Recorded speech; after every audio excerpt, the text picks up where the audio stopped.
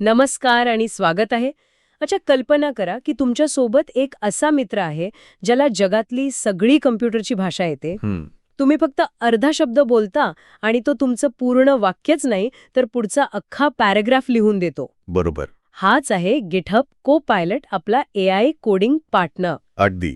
आणि आजच्या चर्चेत आपण तो फक्त काय करतो हे नाही पाहणार, तर तो एका डेव्हलपरच्या कामाची पद्धत म्हणजे त्याचा संपूर्ण वर्क फ्लो कसा बदलू शकतो यावर लक्ष देणार आहोत. ओके. आपण मायक्रोसॉफ्ट लर्न मॉड्यूलला आधार बनवून या AI मित्राच्या वेगवेगळ्या रूपांना भेटणार आहोत. तो आपल्या कोड एडिटरमध्ये कसा वावरतो, त्याच्याशी गप्पा कशा मारायच्या आणि बरंच काही. बरोबर. म्हणजे हा फक्त फीचर्सचा आढावा नसेल तर एका डेव्हलपरच्या रोजच्या आयुष्यात याचा खरा उपयोग काय आणि कुठे होतो हे समजून घेण्याचा प्रयत्न असेल. अगदी. चला तर सुरुवात करूया त्या जागेपासून जिथे डेव्हलपर्स आपला सर्वाधिक वेळ घालवतात, त्यांच्या कोड एडिटरमध्ये. युनिट 1, आपला कोड लेखनाचा सोबती. कोपायलटची खरी ताकद आहे ना, ती त्याच्या आयडी इंटिग्रेशनमध्ये आहे. आयडी म्हणजे थोडं सोपं करून सांगाल का? हो, आयडी म्हणजे इंटिग्रेटेड डेव्हलपमेंट एन्व्हायरमेंट. सोप्या भाषेत कोड लिहिण्याची आपली जागा.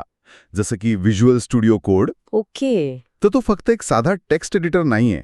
तो तुमच्या संपूर्ण कामाच्या पद्धतीचा, तुमच्या वर्कफ्लोचा एक भाग बनतो. तुम्ही कोड लिहायला सुरुवात करता आणि तो लगेच पुढे काय येऊ शकतं हे राखाडी रंगात दाखवतो. हे साध्या ऑटो सजेशनपेक्षा खूप जास्त आहे. हे तर ठीक आहे, पण कधीकधी एकाच कामासाठी अनेक मार्ग असू शकतात, बरोबर? म्हणजे एकाच फंक्शनला लिहिण्याचे 3-4 वेगवेगळे तितकेच प्रभावी मार्ग असू शकतात. अशा वेळी तो फक्त एकच मार्ग दाखवतो की आपल्याला पर्याय मिळतात? खूप चांगला मुद्दा आहे. को पायलटला याची पूर्ण जाणीव आहे. म्हणूनच तो तुम्हाला एकापेक्षा जास्त पर्याय देतो. अच्छा. तुम्ही एखादं सजेशन पाहिल्यावर जर ते आवडलं नाही किंवा तुम्हाला दुसरा दृष्टिकोन हवा असेल, तर तुम्ही कीबोर्डवर फक्त ऑल्ट आणि स्क्वेअर ब्रॅकेट कीज दाबून, म्हणजे विंडोजवर ऑल्ट प्लस किंवा मायनस, तुम्ही पुढचे किंवा मागचे पर्याय बघू शकता. अरे वा. हे म्हणजे एकाच प्रश्नासाठी वेगवेगळ्या तज्ज्ञांची मतं जाणून घेण्यासारखं झालं. अगदी. कधी तो जास्त प्रभावी म्हणजे परफॉर्मंट कोड सुचवेल, तर कधी जास्त वाचनीय म्हणजे रीडेबल कोड सुचवेल. मला आठवतंय, एकदा मी एका छोट्या युटिलिटीसाठी रेग्युलर एक्सप्रेशन लिहायचा प्रयत्न करत होते आणि बापरे, त्यात खूप वेळ जात होता. होतो तसं. शेवटी मी कंटाळून फक्त कमेंट लिहिली, #create_a regex to validate an email address.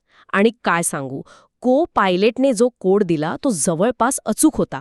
माझा अर्धा तास वाचला. बघा. पण खरी जादू तेव्हा जाणवली जेव्हा मी त्याला माझ्या एका जुन्या प्रोजेक्टमध्ये वापरलं. काय झालं होतं? त्या प्रोजेक्टमध्ये मी व्हेरिएबल्ससाठी एक विशिष्ट कॅमल केस पद्धत वापरली होती. आणि आश्चर्य म्हणजे को पायलटने नवीन कोड सुचवताना बरोबर तीच पद्धत वापरली. तो माझ्या स्टाईलमध्ये इतका मिसळून गेला की जणू काही तो कोड मीच लिहिला आहे असं वाटत होतं. आणि हेच त्याचं सर्वात मोठं वैशिष्ट्य आहे. तो फक्त कोड जनरेट करत नाही, तर तुमच्या सध्याच्या कोड बेसमधून शिकतो.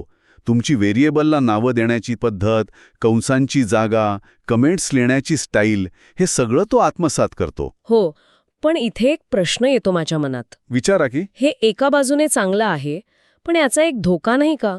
समजा एखाद्या नवीन डेव्हलपरला काही चुकीच्या सवयी असतील, तर को पायलट त्याच सवयींना प्रोत्साहन देणार नाही का? म्हणजे तो चांगली पद्धत सुचवण्याऐवजी फक्त तुमची पद्धत फॉलो करेल. हां, एक अतिशय महत्त्वाचा आणि वैध मुद्दा आहे. को पायलट एक आरसा आहे. तो तुमच्या कोडला प्रतिबिंबित करतो. त्यामुळे जर कोडमध्ये चुकीच्या पद्धती असतील तर तो त्या शिकू शकतो. मग म्हणूनच त्याला एकटं वापरणं योग्य नाही. चांगल्या टीम्समध्ये कोड लिहिण्याचे नियम म्हणजे लिंटिंग रूल्स, फॉर्मॅटिंगचे स्टँडर्ड्स आणि कोड रिव्ह्यूची प्रक्रिया असते. को पायलट या प्रक्रियेला मदत करतो, तिची जागा घेत नाही. ओके, समजलं. तो तुमची लिहिण्याची गती वाढवतो. पण काय लिहायचं आणि ते योग्य आहे की नाही याचा अंतिम निर्णय डेव्हलपरचाच असतो. तो एक शक्तिशाली सहाय्यक आहे, पण चालक नाही. छान उदाहरण आहे. म्हणजे तो एक हुशार इंटर्न आहे ज्याला मार्गदर्शन करावं लागतं. आणि तुम्ही म्हणालात की कमेंट्सवरून तो कोड तयार करतो. हो. ही क्षमताच आपल्याला पुढच्या टप्प्यावर घेऊन जाते. आत्तापर्यंत आपण को पायलटला अप्रत्यक्ष सूचना देत होतो, पण काय होईल जर आपण त्याच्याशी थेट माणसासारखं बोलू शकलो? बरोबर. आणि इथेच गिटहब कोपायलट चॅटची भूमिका सुरू होते. आत्तापर्यंतचा कोपायलट हा एक शांत सहकार्य होता जो तुमच्या मनातलं ओळखायचा. चॅट म्हणजे तुमचा बोलका मित्र. तुमच्या IDEमध्येच एक चॅट विंडो उघडते आणि तुम्ही थेट प्रश्न विचारू शकता. पण याचा उपयोग नेमका कुठे होतो?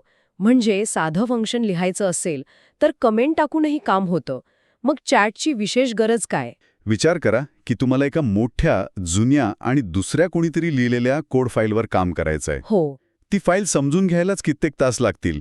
इथे तुम्ही फक्त ती फाईल सिलेक्ट करून चॅटला विचारू शकता, या कोडचा मुख्य उद्देश काय आहे किंवा हे फंक्शन कसं काम करतं. तो तुम्हाला त्याचं स्पष्टीकरण देईल. अरे वाह! किंवा समजा तुमच्या कोडमध्ये एक विचित्र एरर येतोय. तुम्ही तो कोड पेस्ट करून विचारू शकता, या कोडमध्ये नल रेफरन्स एक्सेप्शन का येत आहे.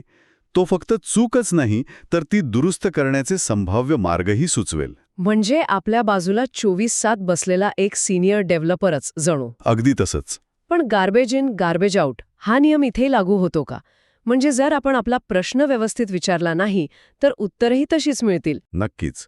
पहिली आणि सर्वात महत्त्वाची गोष्ट म्हणजे त्याला योग्य संदर्भ म्हणजे कॉन्टेक्स्ट देणे. समजा तुम्ही त्याला विचारलं, याला ऑप्टिमाइज कर. आता याला म्हणजे काय हे त्याला कसं कळणार? म्हणूनच तुम्ही हॅशटॅग फाईल वापरून त्याला सांगू शकता की तुम्ही कोणत्या विशिष्ट फाईलबद्दल बोलत आहात किंवा @वर्कस्पेस वापरून सांगू शकता की तुम्ही संपूर्ण प्रोजेक्टच्या संदर्भात बोलत आहात. अच्छा, म्हणजे त्याला नक्की कुठे बघायचं हे सांगावं लागतं. हो, हे मित्राला सांगण्यासारखं आहे की मी त्या पुस्तकातल्या 5व्या धड्याबद्दल बोलत आहे. बरोबर. आणि मी स्लॅश कमांड्सबद्दलही ऐकलंय. एक्सप्लेन, फिक्स, जनरेट हे काय आहे? या कमांड्स खूप शक्तिशाली आहेत. जेव्हा तुम्ही फिक्स वापरता तेव्हा तुम्ही को पायलटला सांगत असता की मला फक्त यातील चूक दुरुस्त करण्यात रस आहे, बाकी काही नको. ओके. प्रतिसाद देतो. टेस्ट्स वापरल्यावर तो फक्त युनिट टेस्ट्स तयार करण्यावर लक्ष देतो. या कमांड्स म्हणजे तुमच्या AI असिस्टंटला दिलेले थेट आदेश आहेत. आणि एजंट्स @वर्कस्पेस ते तुम्ही सांगितलं, पण @टर्मिनल किंवा @VS कोड हे काय प्रकार आहेत? एजंट्स म्हणजे वेगवेगळे विशेषज्ञ. जसे आपण डोळ्यांच्या समस्येसाठी डोळ्यांच्या डॉक्टरकडे जातो. आणि हाडांच्या समस्येसाठी ऑर्थोपेडिककडे. बरोबर. तसंच इथे आहे. @वर्कस्पेस एजंटला संपूर्ण प्रोजेक्टची माहिती असते. @VS कोड एजंटला तुमच्या एडिटरच्या सेटिंग्सबद्दल माहिती असते. आणि @टर्मिनल एजंटला कमांड लाईनबद्दल सगळं माहिती असतं. ही इंटरेस्टिंग गोष्ट आहे. म्हणजे आपण चॅटमध्ये टर्मिनलविषयी बोलू शकतो, पण को पायलट टर्मिनलमध्ये जाऊनच मदत करू शकतो का? म्हणजे त्या काळ्या स्क्रीनवर? अगदी बरोबर. आणि हाच आपल्याला पुढच्या युनिटकडे घेऊन जातो. युनिट 3, कमांड लाईनचा जादूगर. आपण सगळेच गेट किंवा डॉकर वापरताना कधी ना कधी कमांड विसरतो किंवा गुगलवर शोधतो.